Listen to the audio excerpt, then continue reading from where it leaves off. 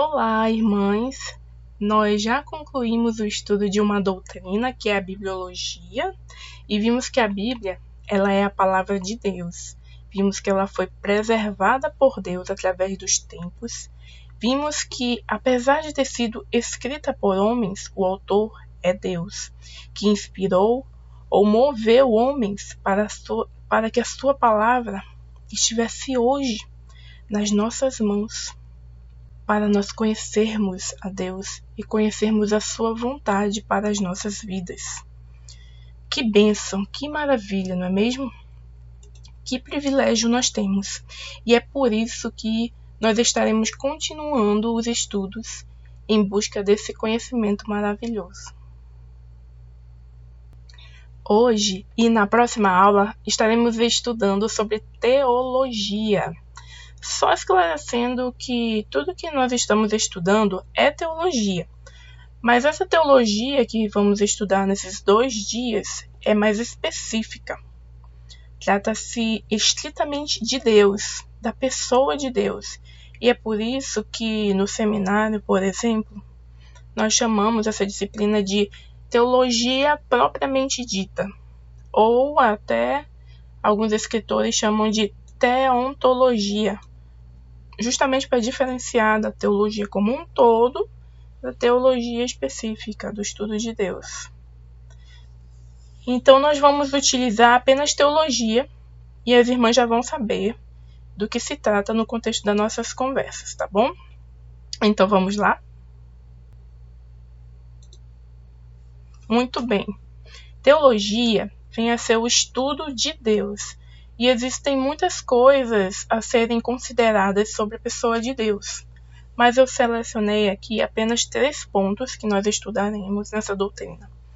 E esses 3 pontos são existência, ou a percepção de Deus, no caso, compreensão de Deus, são os 2 pontos que nós estaremos estudando hoje. Na próxima aula, nós estaremos estudando os atributos de Deus, que se dividem em atributos comunicáveis e incomunicáveis. E estaremos abordando os 2 primeiros hoje. Mas antes, vamos abrir as nossas Bíblias em Jeremias capítulo 9, versículos 23 e 24.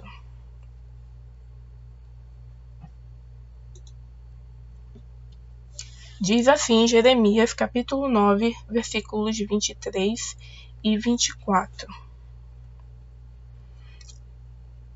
Assim diz o Senhor: não se glorie o sábio na sua sabedoria, nem o forte na sua força, nem o rico nas suas riquezas.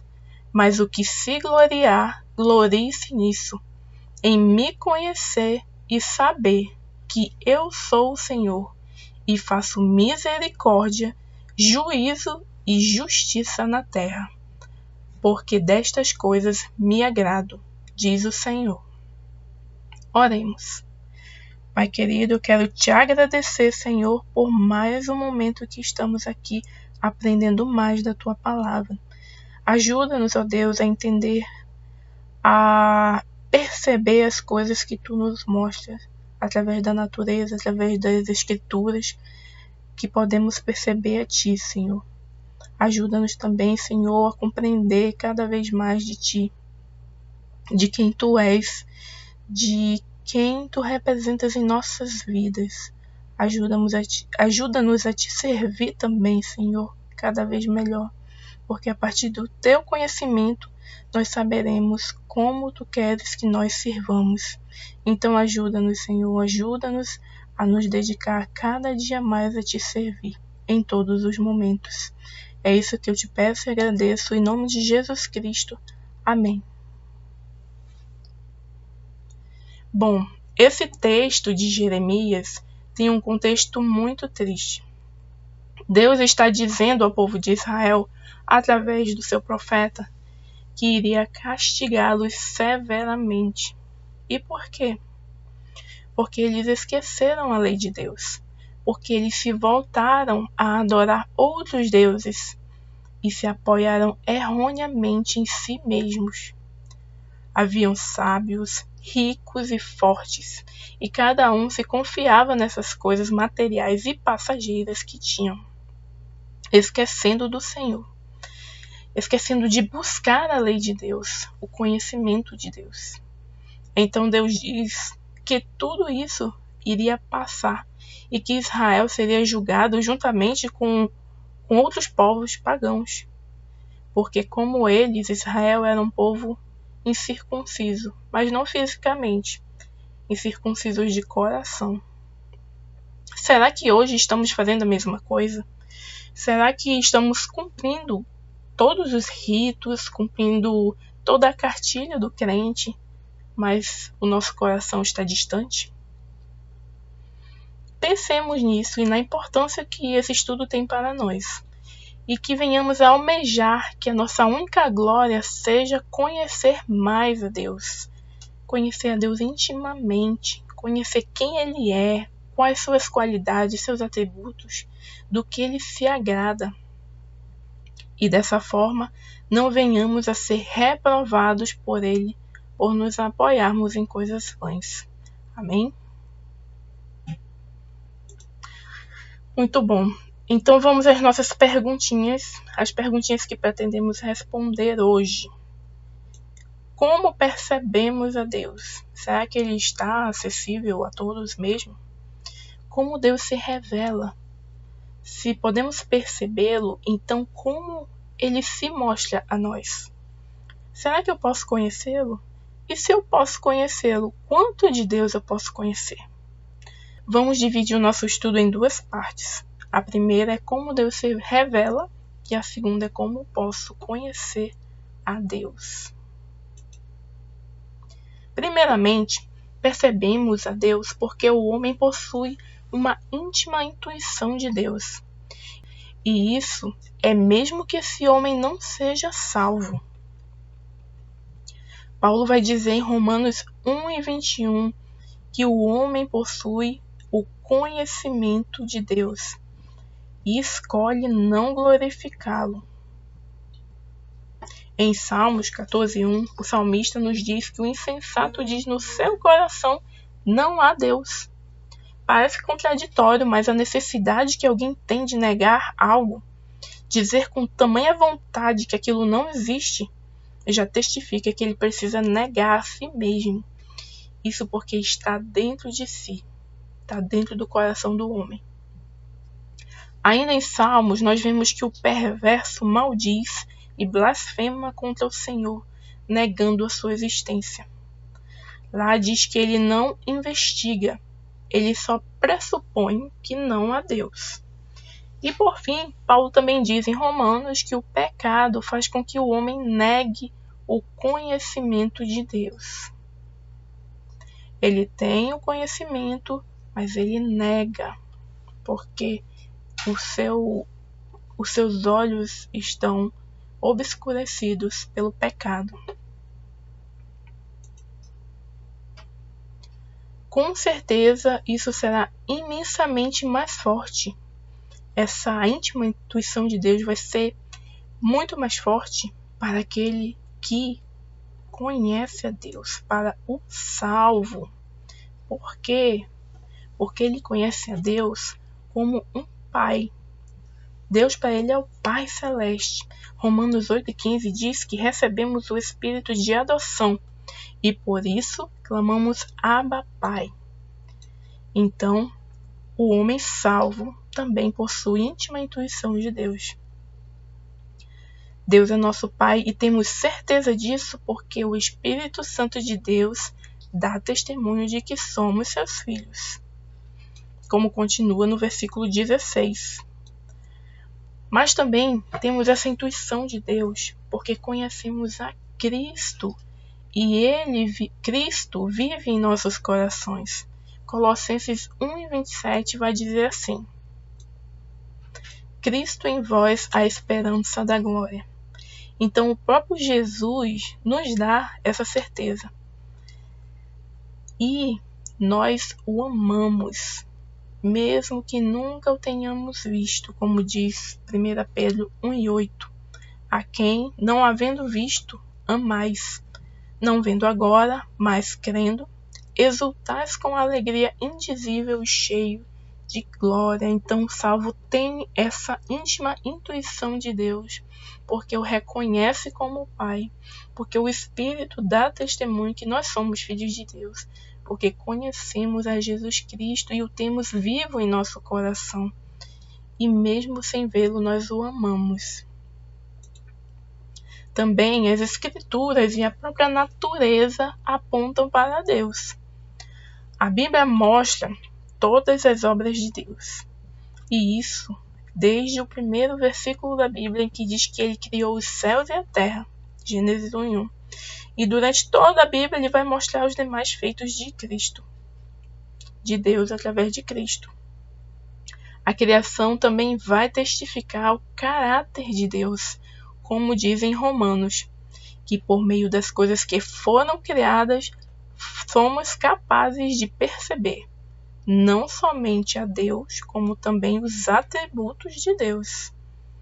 Deus também beneficia a todos, bons e maus, como diz lá em Atos, que ele dá chuvas e estações frutíferas a todos. E também vemos que os céus proclamam a glória de Deus, em nosso conhecido Salmo 19. Agora, como Deus convence de forma mais íntima a todos nós, salvos, que nós somos os seus filhos? Como isso acontece? Nos dando a salvação, é claro. Ele nos convence, retirando a cegueira espiritual de nossos olhos, porque o Deus desse século cegou o entendimento dos incrédulos. Então, vem Deus e retira a venda dos nossos olhos. Como diz em 2 Coríntios 4:4. E também Deus, ele salva os que creem pela loucura da pregação, como diz em 1 Coríntios 1:21. E essa fé não se apoia em nossa sabedoria, mas no poder de Deus, como diz em 1 Coríntios 2:5. Para que a vossa fé não se apoiasse em sabedoria humana, e sim no poder de Deus. Então, vimos a soberania de Deus ao se revelar a nós. E vemos que ele decide se revelar. Em Romanos 1:19, diz que Deus manifesta seu conhecimento aos homens. Deus se revela a quem ele quer e àquele a quem o Filho Jesus Cristo quiser revelar. É importante destacar que Deus não se revela por sabedoria humana. E quando Deus não se revela, os homens não vão crer. Eles vão trocar a verdade por mentira, como nós já vimos, mas não vão crer. Então, esse foi o primeiro ponto sobre o conhecimento de Deus, sobre a nossa percepção de Deus, sobre a forma como ele se revela a nós de forma geral, para os ímpios também, e de forma específica para nós, os salvos. Agora nós vamos ver um pouco sobre a compreensão de Deus. E de forma geral, é isso. Sobre a compreensão de Deus. Não podemos compreender plenamente a Deus, mas podemos conhecer verdadeiramente a Deus. Então, qual é a nossa postura? Devemos buscar o conhecimento de Deus. Essas 3 frases vamos trabalhar separadamente agora. A primeira diz: não podemos compreender plenamente a Deus. E por quê? Nosso nível de compreensão de Deus não é completo ou pleno. Nós podemos sim compreender a Deus, mas não na sua totalidade. Até porque a nossa mente ela é limitada. Nós somos seres criados, então a nossa compreensão do que é eterno é limitado. Então não podemos compreender plenamente Deus, porque ele é insondável. Isso está escrito em Salmos 145:3, que diz que a grandeza de Deus é insondável. E também os seus planos são insondáveis. Romanos 11:33 diz: quão insondáveis são seus juízos e quão inescrutáveis seus caminhos. Não podemos compreender plenamente Deus porque Ele é imensurável.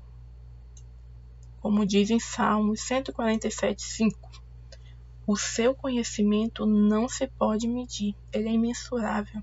Não podemos medir o seu conhecimento. Então, alguém é capaz de conhecer plenamente a Deus? A Bíblia vai dizer em 1 Coríntios 2, de 10 a 12, que somente o Espírito de Deus é capaz de compreendê-lo plenamente. Lá diz que o Espírito a todas as coisas prescruta, até mesmo as profundezas de Deus. Logo, percebemos que somente o Espírito de Deus conhece a Deus de forma plena, completa, total. Mas não desanimem, não fiquem tristes. Não podemos compreender plenamente, totalmente a Deus. Mas podemos conhecer verdadeiramente a Deus. Mesmo sem alcançar o pleno conhecimento de Deus, podemos conhecer coisas verdadeiras de Deus. Por exemplo, 1 João 4:8 vai nos dizer que Deus é amor, e por isso quem não ama não o conhece, porque Deus é amor. No capítulo 1, versículo 5, João também vai dizer que Deus é luz, e nele não há trevas nenhuma. No Evangelho de João 4:24, diz que Deus é Espírito, e por esta razão importa que os seus adoradores o adorem em espírito e em verdade. E Deus é justo e reto, segundo Romanos 3:26. Esses são apenas alguns exemplos de coisas verdadeiras que podemos saber sobre Deus, e como vocês perceberam, essas coisas devem nos levar a atitudes, devem mudar a nossa vida. O nosso jeito de encarar as coisas, por exemplo, quando diz que Deus é amor. E por isso quem não ama não conhece a Deus. Então, se eu conheço a Deus, eu sei que Deus é amor. Ele é o amor em pessoa. Então, eu vou amar. Eu vou amar ao meu próximo, eu vou amar a Deus. Se eu deixar de amar é porque eu não conheço a Deus. Então, coisas verdadeiras nós podemos saber sobre Deus, sim. Então, vamos nos incentivar a conhecer mais a Deus, para exclamarmos como o salmista: que preciosos para mim, ó Deus, são os teus pensamentos. Como está em Salmo 139:17. Porque essa é a nossa glória. A nossa glória é conhecer a Deus, saber quem Ele é, quais são os seus atributos, como lemos no início em Jeremias.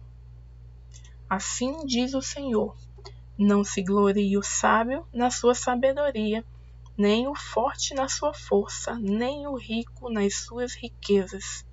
Mas o que se gloriar, glorie-se nisto, em me conhecer e saber que eu sou o Senhor, e faço misericórdia, juízo e justiça na terra, porque destas coisas me agrado, diz o Senhor.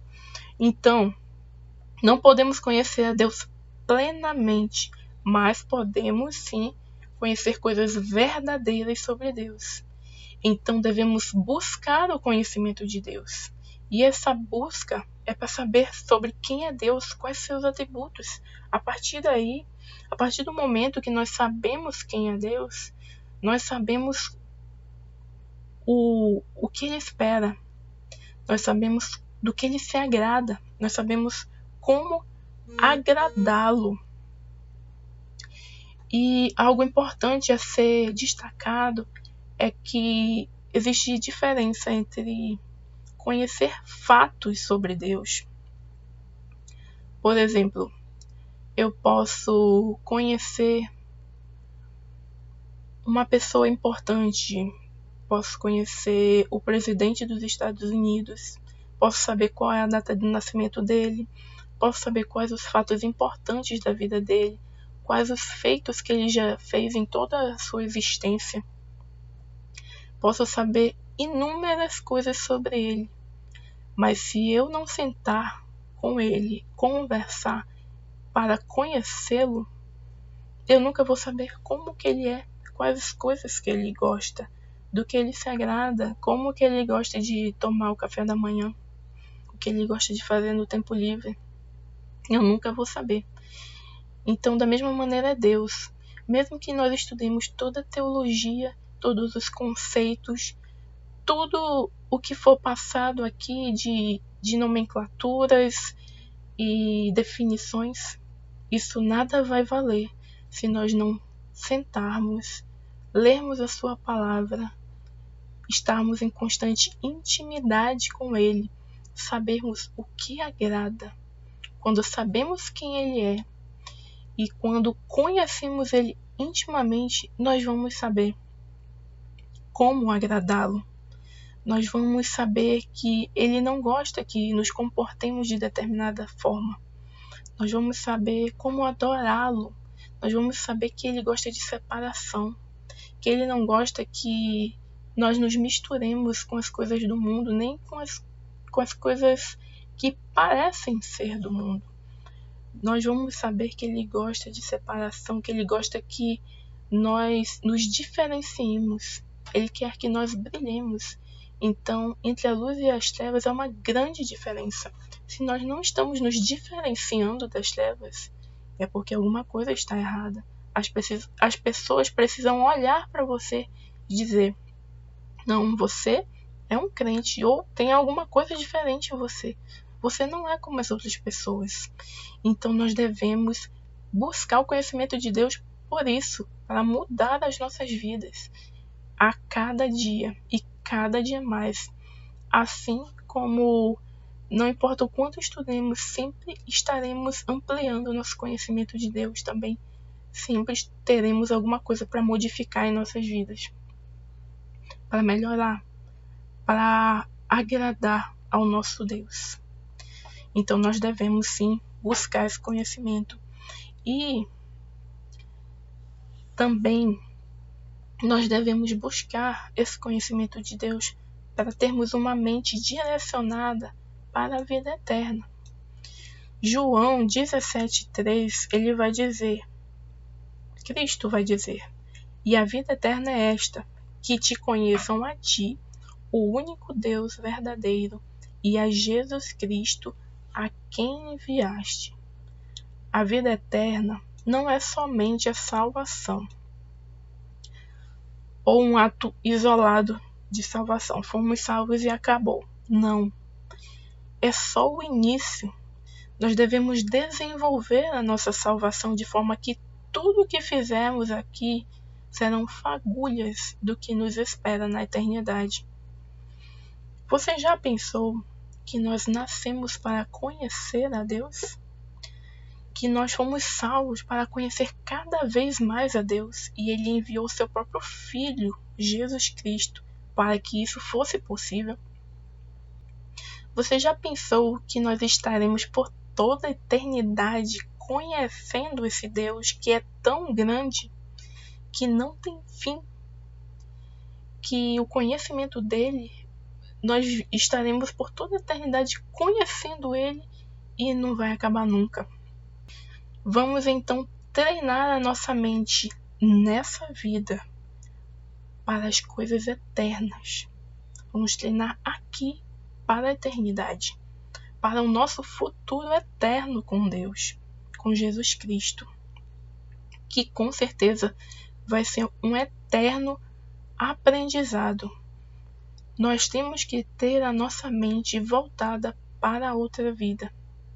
A Bíblia também diz que se a nossa esperança se resume a esta vida, nós somos os mais miseráveis de todos os homens, porque a nossa esperança é no futuro, a nossa esperança é no porvir. mas nós temos que viver hoje, aqui, com essa visão do que vem depois, essa visão de eternidade, essa visão que nós teremos no futuro. Temos que plantar aqui todas as sementes, falar, compartilhar com outras pessoas que ainda não têm esse conhecimento de Deus também. Vamos passar a vida eterna com Deus, com Jesus Cristo, aprendendo. Como nós vamos passar uma vida eterna se às vezes não aguentamos nem 15 minutos de leitura bíblica? Se às vezes não conseguimos ficar sentados no banco da igreja por 40 minutos de mensagem, como nós vamos passar a vida eterna adorando e aprendendo mais desse Deus? Não, irmãs, nossa vida, nosso coração tem que estar direcionado para esse Deus, o Deus que nos deu a vida eterna. E nós temos que colocar o nosso coração nas coisas de Deus e ter cada dia mais sede do conhecimento dele. E para pensarmos hoje, nesse finalzinho, eu destaco o nosso versículo-chave de Colossenses 3:23. Tudo quanto fizerdes, fazei-o de todo o coração, como para o Senhor e não para homens. Tudo que fazemos nessa vida, tudo que estudamos, nosso trabalho, nosso serviço doméstico, nossa devoção, nossa adoração, deve estar direcionada para Deus, para o Senhor. Conhecer a Deus vai dispor o nosso coração cada dia mais para o seu serviço, de forma que tudo que fizermos, teremos a convicção de que não estaremos servindo a homens, mas a Deus. Estaremos servindo a Deus. E assim nós estaremos cumprindo o seu propósito para as nossas vidas, que não se limita a esta vida. Antes, não terá fim, se estenderá por toda a eternidade. Amém? Muito bem, então vamos continuar o estudo de teologia na próxima aula, onde nós estaremos abordando os atributos de Deus, os comunicáveis e os incomunicáveis. Não percam! Até a próxima!